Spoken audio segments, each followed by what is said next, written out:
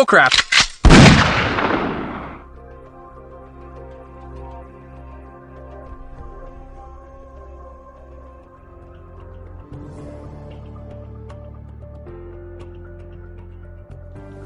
Hey guys, I'm Prodigy from Airsoft Team Kilo23. Welcome back to another episode of Inside the Mechbox. Now, as previously promised, I will be upgrading the Snow Wolf M99, better known as the Barrett M82A1.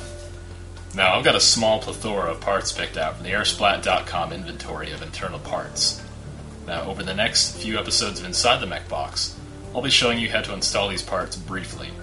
Then, afterwards, I'll show you the results of all the installed parts.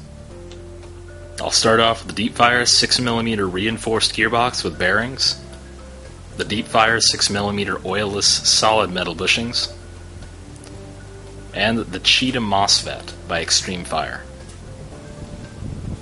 After that, we'll install an ICS version 2 bearing spring guide, a deepfire titanium full tooth piston, and the deepfire bore-up cylinder set for the M16. After that, we'll install a deepfire M170 spring and a Systema torque-up gear set.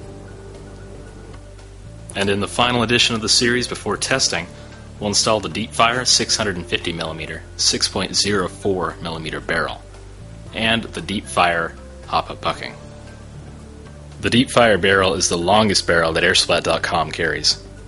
Now, today, we'll be installing the deepfire 6mm reinforced steel gearbox with 6mm bearings. Now, this gearbox comes with 6mm bearings, but because we're installing a high-powered spring later on, I'm just going to use solid 6mm oilless metal bushings. Now, if you're running high-powered springs and high-voltage batteries, your switch assembly is pretty likely to either melt or fry, so it's a really good idea to pick out a Mosfet. I've got the Cheetah Mosfet by Extreme Fire. It's already soldered to a harness, it's all ready to go, I just gotta install it right into the gun. The Snow Wolf M99 is an exceedingly easy gun to open up. Simply remove this pin from the aft here, and you have access to the entire weapon. Now, to gain access to the version 2 gearbox, simply remove the small pin right here, and remove the pistol grip. There's also a small screw in the back of it that screws straight into the spring guide. Once you remove all those things from the gun, the gearbox will easily come out. Now, there are only a handful of parts we're going to be saving from the stock gearbox, so let's go ahead and disassemble this and transfer those over to the new deepfire gearbox shell. Now that we have the gearbox open, we'll be saving the internal trigger safety, the trigger and trigger spring, the yaw control and the screw of course, the trigger contact spring, and the selector plate and yaw control spring, as well as the anti-reversal latch and AR latch spring. With these necessary stock parts removed, we can go ahead and transfer them over to the deepfire reinforced gearbox.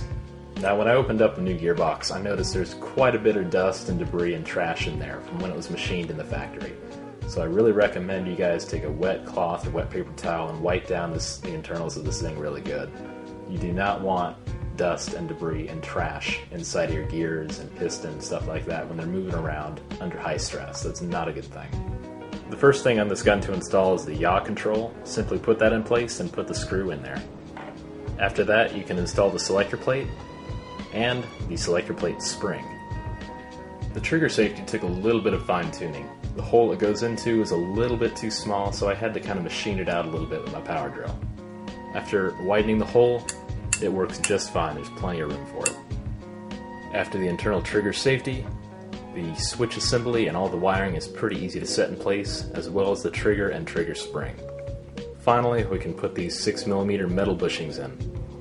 The metal bushings can be kind of tricky to get in there. They are really tight, so you either need to safely pound them in, probably a good idea to use a rubber mallet of some kind, or you might want to try to remachine them. If you have the tools and the skills, go right ahead. You can open up the holes a little bit more because they are really tight and they probably do need to be smoothened a little bit and machined.